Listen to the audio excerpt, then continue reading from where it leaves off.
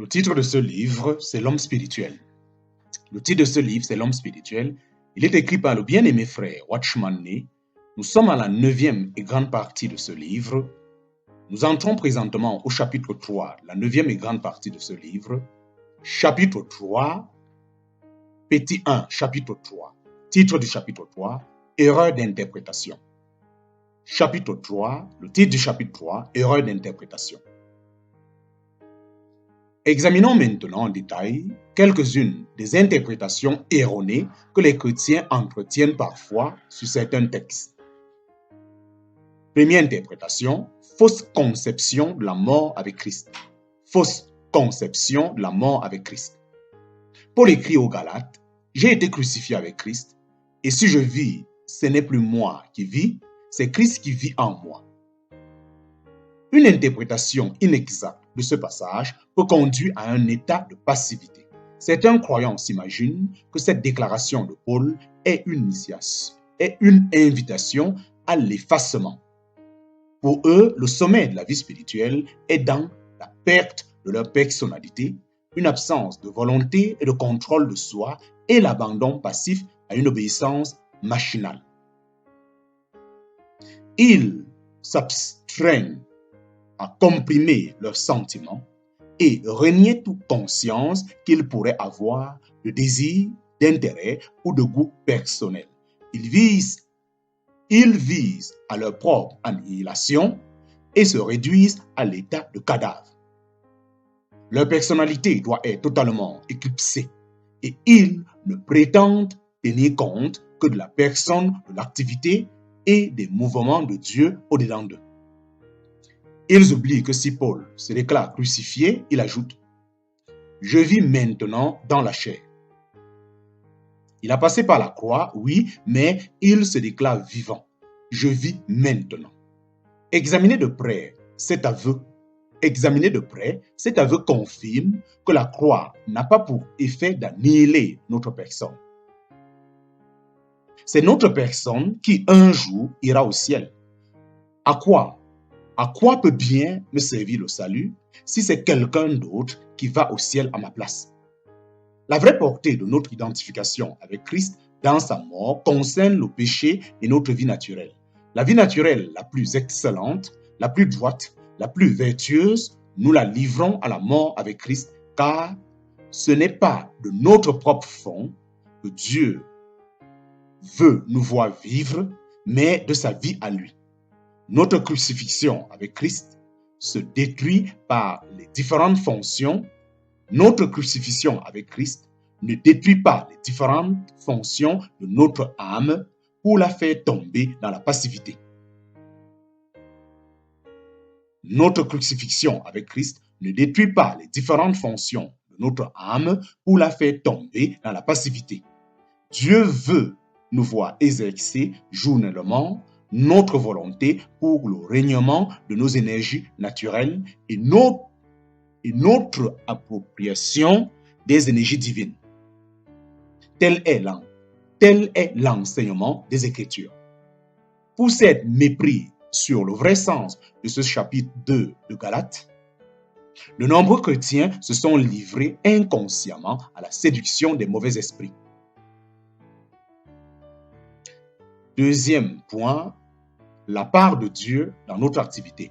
Deuxième point, la part de Dieu dans notre activité. Un autre texte qui est facilement compris de travers, c'est Philippiens chapitre 2, verset 13. C'est Dieu qui produit en vous le vouloir et le faire selon son bon plaisir. Ce verset semble enseigner que la volonté et l'action sont toutes deux d'initiative divine. Puisque Dieu veut et agit à sa place, le chrétien peut s'en dispenser, prétend-on, mais il devient ainsi un jouet mécanique sans responsabilité parce que c'est Dieu qui fait tout. La vraie substance de ce passage est tout autre. Dieu agit en nous jusqu'au point où nous sommes disposés à vouloir et agir. Ce n'est pas lui qui veut et qui agit. Notre personnalité continue à exister, c'est donc à nous qu'il incombe de vouloir et d'agir. C'est nous qui en avons la responsabilité. Dieu est bien à l'œuvre dans ce sens, mais il ne se substitue jamais à nous. Il cherche à nous provoquer, à nous encourager, à nous orienter vers ce qu'il désire, puis il nous laisse là. À nous de prendre l'initiative de l'action. Ce que la parole enseigne ici, c'est que la volonté de l'homme a besoin d'être soutenue par la puissance de Dieu. Dieu ne veut pas à notre place, Dieu ne fait pas à notre place, mais il ne veut pas non plus que l'homme utilise sa volonté dans l'indépendance.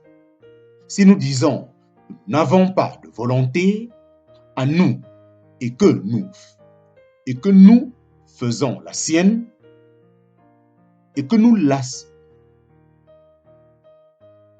Ce que la parole enseigne ici, c'est que la volonté de Dieu a besoin d'être soutenue par la puissance de Dieu.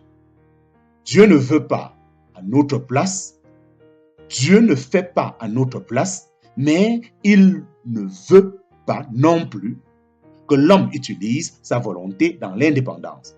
Si nous disons que nous n'avons pas de volonté à nous et que nous laissons la sienne agir en nous, ce n'est pas à Dieu que nous nous sommes livrés. Nous avons fait alliance avec le mauvais esprit. Dieu ne substitue jamais sa volonté à la nôtre.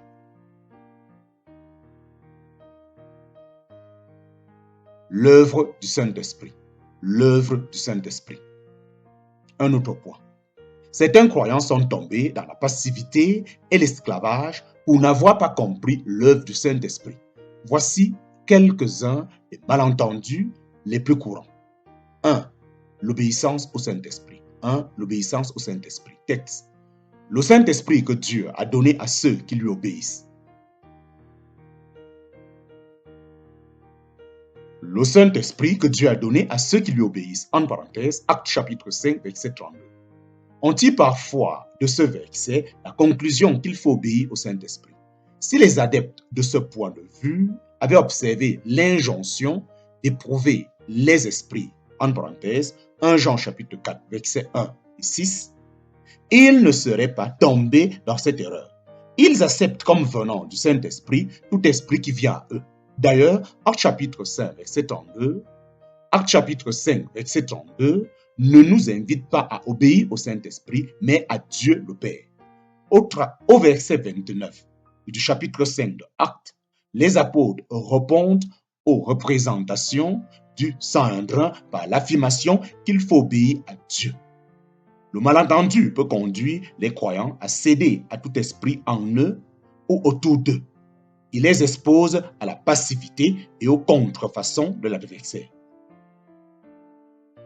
2. Le gouvernement du Saint-Esprit. Deuxième aspect d'erreur, le gouvernement du Saint-Esprit.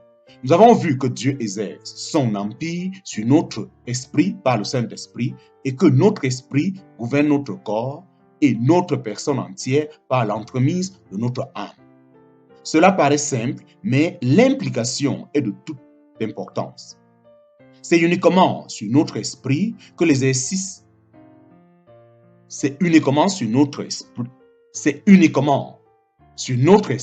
que s'exerce l'influence du Saint-Esprit pour faire connaître sa volonté.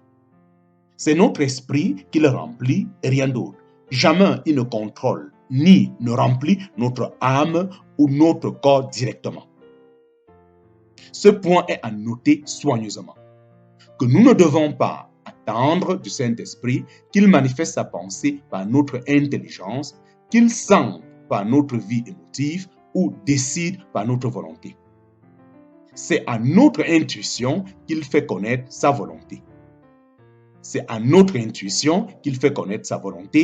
Pour que nous réfléchissions nous-mêmes, que nous sentions nous-mêmes et que nous agissons nous-mêmes selon sa volonté.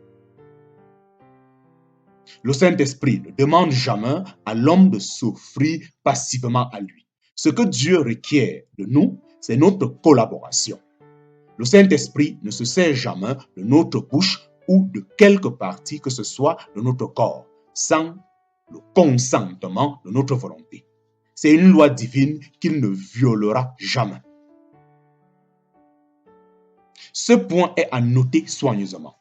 Nous ne devons pas attendre du Saint-Esprit qu'il manifeste sa pensée par notre intelligence, qu'il sente par notre vie émotive ou décide par notre volonté. C'est à notre intuition qu'il fait connaître sa volonté pour que nous réfléchissions nous-mêmes, que nous sentions nous-mêmes et que nous agissons nous-mêmes selon sa volonté. Le Saint-Esprit ne demande jamais à l'homme de s'offrir passivement à lui. Ce que Dieu requiert de nous, c'est notre collaboration. Le Saint-Esprit ne se sert jamais de notre bouche ou de quelque partie que ce soit de notre corps sans le consentement de notre volonté. C'est une loi divine qu'il ne violera pas. Troisième point, la parole. Troisième point, la parole.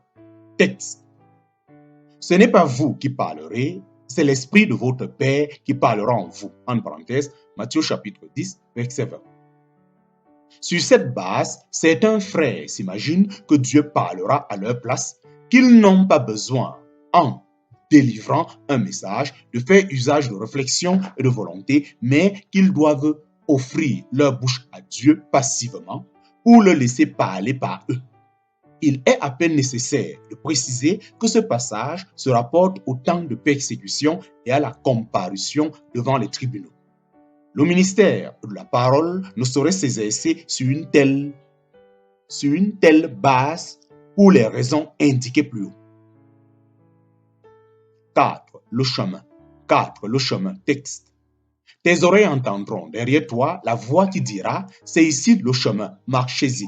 En parenthèse, Ésaïe chapitre 30, verset 21. Ce texte se rapporte à l'expérience du peuple terrestre de Dieu. Les Juifs, durant le millénium, alors qu'il n'y aura pas de contrefaçon satanique, les chrétiens qui croient être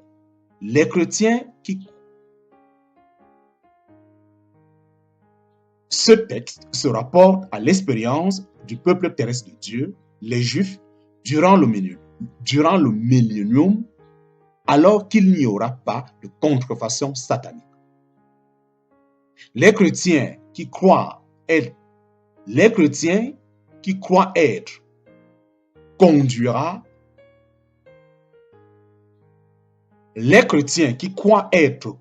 par une voie surnaturelle ne tiennent compte ni de leur conscience ni de leur intuition. Ce n'est pas